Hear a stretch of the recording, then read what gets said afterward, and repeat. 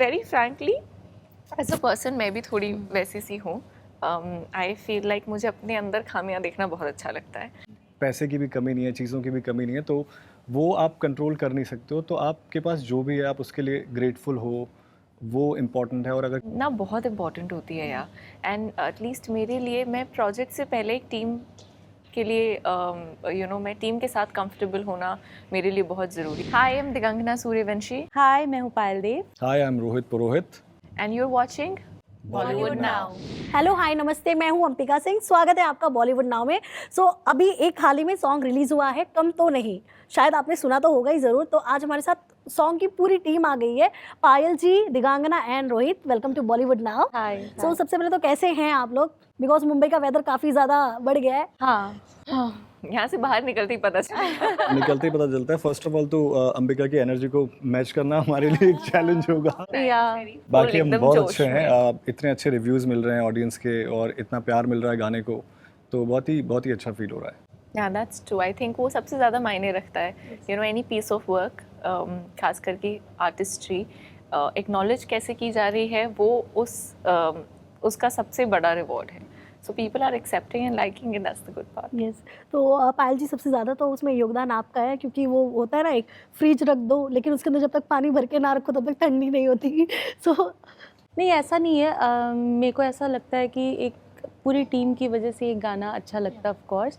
But हाँ, of course जब भी कुछ मैं गाने बनाती हूँ तो बहुत ये सोचती हूँ पता नहीं लोगों को ये पसंद आएगा या नहीं आएगा। एक प्रेशर चलता ही रहता है माइंड में गाने बनाने से पहले। उसके बाद जब शूट होता है तो लगता है कि यार वीडियो कैसा लगेगा, ठीक है वीडियो बन गया, एडिटिंग कैसा हो रहा है, सारा एक पूरा प्रोसेस है।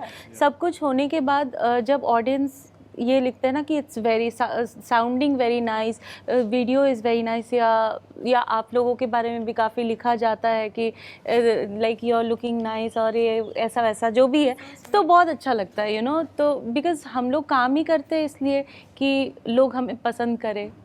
जब उनका प्यार सामने से मिल जाता है ना तो इट फील सो ग्रेट, लगता है कि हाँ चलो हमारा करना वो हो गया, मतलब सफल हो गया।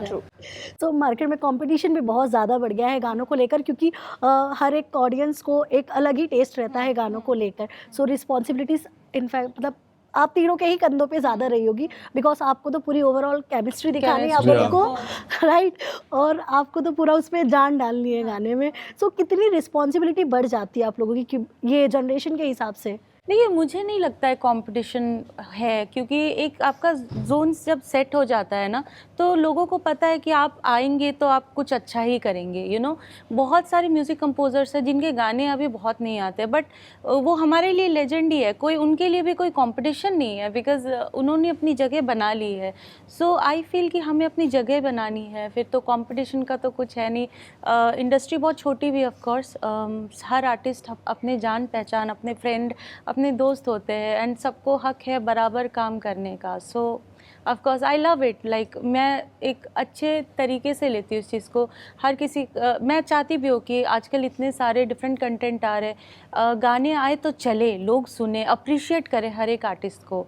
मेरा ऐसा थॉट प्रोसेस है कि देखिए, कंपटीशन नहीं होता है किसी के साथ, खुद के साथ बहुत ज़्यादा होता है कि आज मैंने ये बना दिया, नेक्स्ट मैं क्या करने वाली। तो कंपटीशन खुद के साथ रखना ज़्यादा बेटर है, I feel. Okay, Digangana and Rohit, आपकी बात करें अगर, केमिस्ट्री आप लोगों की काफ़ी सुपर्ब लग रही है। शूटिंग के वक्त कितना मज़ा आया, बिकॉज वो देखने में काफ़ी अच्छा लग रहा है। शूटिंग के वक्त एक्चुअली बहुत मज़ा आया, लेकिन बहुत लॉन्ग डे था. हम सुबह 4 बजे से हेयर मेकअप शुरू हो गया था एंड सन डाउन होने तक शूट किया, एंड बहुत रनिंग अराउंड थी बिकॉज एंड बीच पर धूप सबसे ज़्यादा महसूस होती है. This is something that I realise. और 1 बजे के बाद तो और भी ज़्यादा। 1 बजे के बाद तो आपको ऐसा लगता है कि हाँ जी, हम यहाँ पे रोटियाँ भी सेक सकते हैं. सेक सकते हैं, सो बिल्कुल। But I think the good part is, personally जब मैंने पहले कुछ शॉट्स देखे, मैं इतना ज़्यादा सेटिस्फाइड थी and I was so sure that ये बहुत सुंदर दिखेगा. मुझे ठहराव वाली चीज़ें बहुत अच्छी लगती हैं. आई थिंक वो पेस कहीं ना कहीं मिसिंग हो जाती है, like slow motion shots and बाल उड़ रहे हैं and you are looking at each other. मुझे पर्सनली वो चीज़ें बहुत पसंद हैं and I had a chance to like experience वो सारी चीज़ें इस गाने में. तो बहुत अच्छा एक्सपीरियंस था. उस उस हैप्पीनेस के कारण आपको वो बाकी की चीज़ें उतनी ज़्यादा महसूस नहीं होती।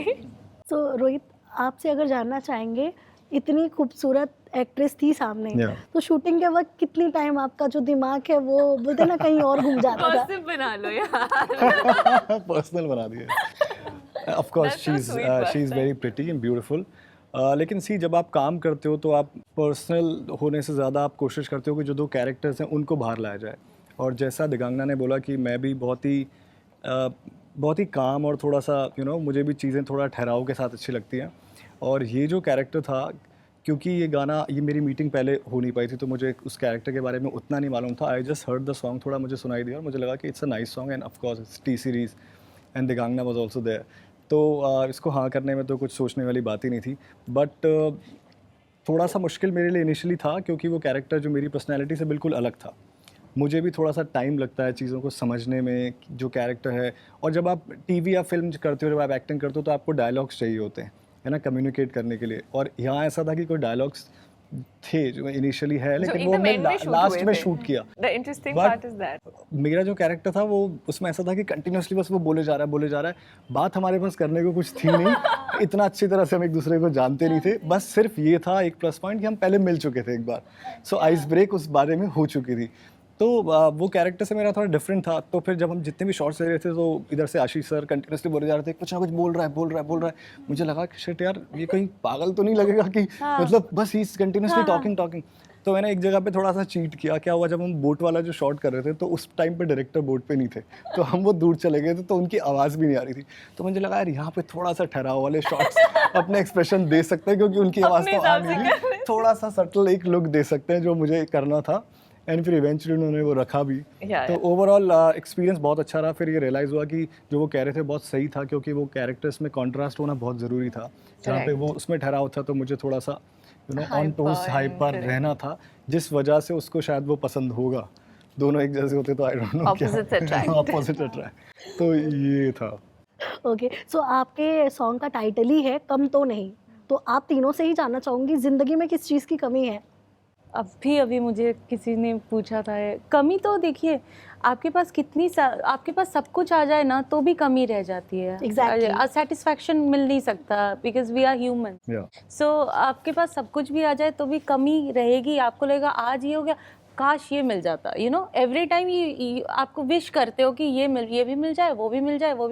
सब मिलने के बाद अच्छा वो भी होता तो बेटर होता, ऐसा है। तो ऑफ कोर्स ऐसा कुछ नहीं है, मतलब गाने के बोल बहुत ही खूबसूरत है। ये सोच के नहीं किया था कि कम तो नहीं, मतलब गाने के दिल को क्या पता है जाना कहाँ, तेरे पास हुई कम तो नहीं। इट्स ऑल अबाउट सिर्फ कम तो नहीं। आपने क्वेश्चन चेंज किया तो उसका थॉट चेंज हो गया, लेकिन ये इस पूरे हुक लाइन में सेटिस्फैक्शन है कि तेरे पास हुई कम तो नहीं, मतलब मैं खुश हूँ यहाँ पे ही। तो बेसिकली ये भी थोड़ा कोई कम चीज़ है कि हम अभी हैं साथ में। एग्जैक्टली। लिरिक्स लिखे कुणाल भाई ने। हमने बहुत गाने किए हैं साथ साथ। सो तुम ही आना, दिल लौटा दो, कुछ बातें मुझे तो याद भी नहीं है एक्चुअली। सो हमारी केमिस्ट्री बहुत अच्छी है। उनको पता है कि मुझे क्या गाने में चाहिए होता है, एंड मैं उनको ट्यून भेजती हूँ, वो मुझे लिख के भेज देते हैं, एंड वन शॉट वो ओके ही होना रहता है बेसिकली।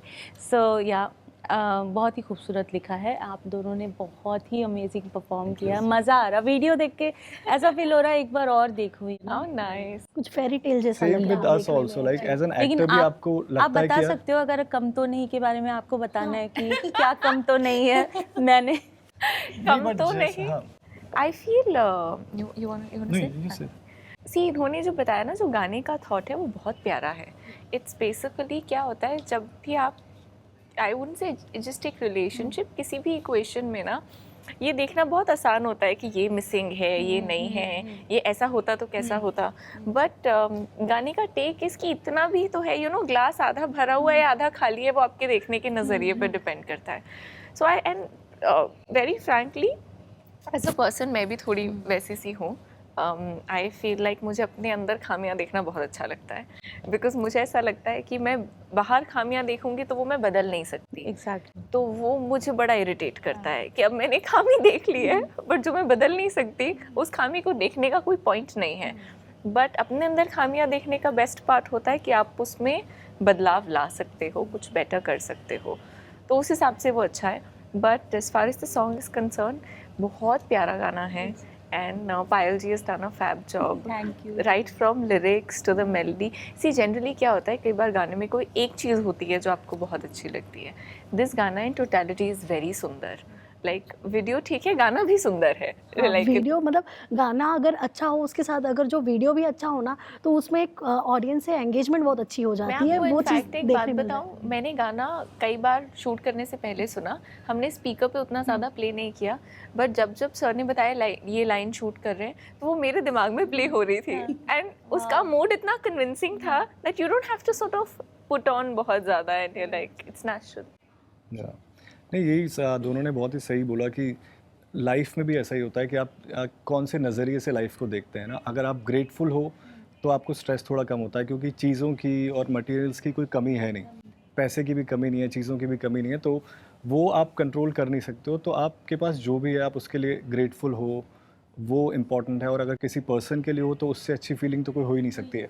चीज़ों के लिए तो बहुत अलग बात है. तो इसलिए गाना, इसलिए लोगों को और पसंद आ रहा है गाना. कितने सारे लोगों ने मुझे मैसेज भेजे कि वी गॉट गूज बम्प्स. मतलब इस गाने में कुछ ऐसा है, सी गाने बहुत आते हैं और एज एन ऑडियंस हम बता रहे हैं, गाने तो बहुत सारे आते हैं. ये वाला गाना ऐसा है कि इसके अंदर एक लोगों है ना, लोगों को कनेक्ट कर रहे हैं लोग. और जिन जिन लोगों के पार्टनर्स हैं, जिन जिन लोगों के भी लव्ड वंस हैं अपने साथ में, उनसे एक लोगों को कनेक्शन फील हो रहा है. और ये जो ग्रेटफुल होने की जो फीलिंग है ना कि तू पास है, तेरे पास हूँ, ये कम तो नहीं. तो ये एक बहुत ही सुंदर लाइन है, और जो कि अभी आपके क्वेश्चन पूछने के बाद मुझे और स्ट्राइक हो रही है. यस. सो इसी के साथ ही बहुत सारी मूवीज़ भी किया है आपने दिगांगना, एंड आपने भी बहुत सारे सॉन्ग्स किए, राइट. सो सेट पर जाने से पहले मतलब वुमेन सेफ्टी का बहुत ख्याल रखना चाहिए.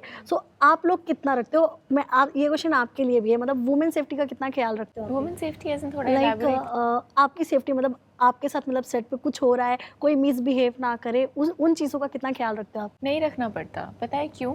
आप जिस टीम के साथ काम कर रहे हो, वो टीम सब कुछ डिसाइड करती है कि आप कितना कंफर्टेबल महसूस करो. टीम ना बहुत इम्पॉर्टेंट होती है यार. एंड एटलीस्ट मेरे लिए, मैं प्रोजेक्ट से पहले एक टीम के लिए मैं टीम के साथ कंफर्टेबल होना मेरे लिए बहुत ज़रूरी है. इनफैक्ट सॉन्ग शूट से पहले मैं आशीष जी से मिली थी. मैंने गाना उनके सामने भी 1-2 दफ़ा सुना. मेरे अपने कुछ सवाल, मैं ना थोड़ी वैसे टाइप की एक्टर हूँ कि मुझे बताइए ये कैसे होने वाला है, ये कैसे शूट होगा, आपको वो वाइब पता चल जाती है. एंड ऑल्सो दूसरी चीज़ होती है, आप जैसे इंसान हैं आप उसको फेक नहीं कर सकते, राइट. तो जब भी आप किसी ऐसे इंसान से मिलते हैं जो आपको उतना ज़्यादा नहीं भी जानते हैं, लेकिन वो फ्रीक्वेंसीज एंड वाइब से पता चल जाता है कि यार ये एक ऐसे टाइप का इंसान है, तो आपके साथ बिहेवियर भी सामने से वैसा ही होता है. Like I feel touch wood मेरे साथ बहुत हार्श एक्सपीरियंसेस हुए नहीं हैं for me to sort of feel कि अरे. तो मैं थोड़ा अपना कूल ही रहती हूँ. I like your vibe. Thank you, and I like yours. Same with me. वो टीम इतनी अच्छी होती है ना कि आपको सोचने की ज़रूरत नहीं पड़ती है. They only take care of you. So मैंने ऐसा तो कभी किया नहीं है. Touch wood. Yeah. So Rohit, आप कितना ख्याल रखते हो आपकी जो को एक्ट्रेस है, उनका मतलब टाइम पे ध्यान दिया जा रहा है कि नहीं, खाने की चीज़ें आ रही है नहीं, या कोई उनके साथ मिसबिहेव कर रहा है या नहीं? यार ये ध्यान आप रखते हो और आपको रखना भी चाहिए, और इनफैक्ट सबके लिए ही रखना चाहिए. तो जो हम जब सेट पे जाने वाले थे एंड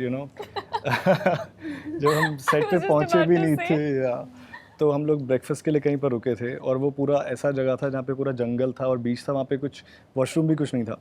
देन सडनली दिगांगना ने, और हमारी कुछ बात भी नहीं हुई थी, और दिगांगना को एक्चुअली वॉशरूम जाना था और वहाँ पर वॉशरूम था ही नहीं. यार तो हम 2 घंटे ट्रैवल करके पहुंचे और वहाँ पे वॉशरूम ही नहीं है. या and it was very bumpy ride, और सिर्फ जैसे वो जंगल है. सैंड ड्यून्स वाली होते हैं ऐसे. सो उससे पहले हमारी बात भी नहीं हुई थी, लेकिन जैसे ही उसने बोला, प्रोडक्शन को बोला, मम्मा को बोला, और किसी ने बताया कि यहाँ पर है नहीं वॉशरूम, तो एक मुझे स्ट्रेस हो गया था, because I am married. So I know कि ये कितना मुश्किल होता है जब आप ऐसी जगह पे जाओ जहाँ वॉशरूम नहीं है, स्पेशली फॉर अ वुमेन. तो बहुत ही मुश्किल होता है. तो मैं अंदर से बहुत ऐसा फील कर रहा था कि शिट इसको कहीं पर मिल जाए यार, कहीं पर मिल जाए. सो ये आपको इतना तो थोड़ा सा काइंड होना ही चाहिए. नहीं, बट मैंने भी जहाँ पे शूट किया था ना, वहाँ पे भी आसपास कोई वॉशरूम नहीं था, दूर था काफ़ी. एंड वो ना वो जगह ऐसी थी कि वहाँ पे ना टेंट्स जैसे थे, रूम्स जैसे सॉलिड ये ईट वीट का बना नहीं था, वो टेंट जैसा था और टेंट जैसा वो था। तो मैं तो ये सोच रही थी मैं कब ख़त्म करूँ, and it was like 3 hours drive, I think 3-4 hour drive from. तो उसके बाद मैं वहाँ गई, किसी तरह वहाँ थोड़ा बहुत फ्रेश होके घर पे आई, तब जाके रिलैक्स किया मैंने। एंड नहीं एक्चुअली और पता है क्या था, ऑफ कोर्स नीचे रूम्स वगैरह थे, बट उसके पहले हमारे कुछ शॉट्स थे जो हमने कहा ना स्टेयरकेसेस पे कि हम अभी तक बीच पर पहुंचे भी नहीं एंड वो सेटअप लगा के बैठे। I said I can't wait. तो वहाँ पे जो लोकल्स के घर होते हैं आई लिटरली नॉट, हाँ जी। और वो भी एक ही घर था वहाँ, वो भी एक ही घर था और वो घर जैसा भी घर नहीं था, बहुत ही छोटा सा कुछ ईंटों का उन्होंने सेटअप बना रखा था, सिर्फ मतलब छत टाइप की और कुछ दीवारें, कुछ छुपने के लिए ऐसी जगह बना रखी थी, कोई घर भी नहीं था वो। घर भी नहीं। But she managed and she came out very happily कि yes I managed. See I feel आप शूटिंग में कई बार ऐसी सिचुएशंस क्रिएट होती हैं जहाँ पे यू नो अब आप 2 घंटे आगे शूट कर रहे हो, कहीं दूर शूट कर रहे हो, वैनिटीज़ बहुत दूर हैं, so you sort of have to like you know आप उस पे ये नहीं कह सकते कि नहीं जी मैं तो वैनिटी में जाऊंगी, फिर तो आप फिर शूटिंग कर लो या नहीं। आपको पता है आशीष जी ने कुछ बातें के शूट में भी ना मुझे बोला एक माउंटेन है वहाँ पे आपका लेना है, वहाँ पे जाके यहाँ से आप 1.5 घंटे ड्राइव करके पहुँच जाओगे, वहाँ पे चल के आप शूट कर लेना। तो मुझे लगा वो भी आएंगे शायद से। मैं गई वहाँ पे तो उनके डीओपी और ड्रोन लेके आए। मैंने कहा जाना किधर है, वो बोलते आगे ऐसे चल चल के जाओ, अब नैरो ट्रैक, वो सिंगल लेन ही था और पैर स्लिप हुआ तो गए आप।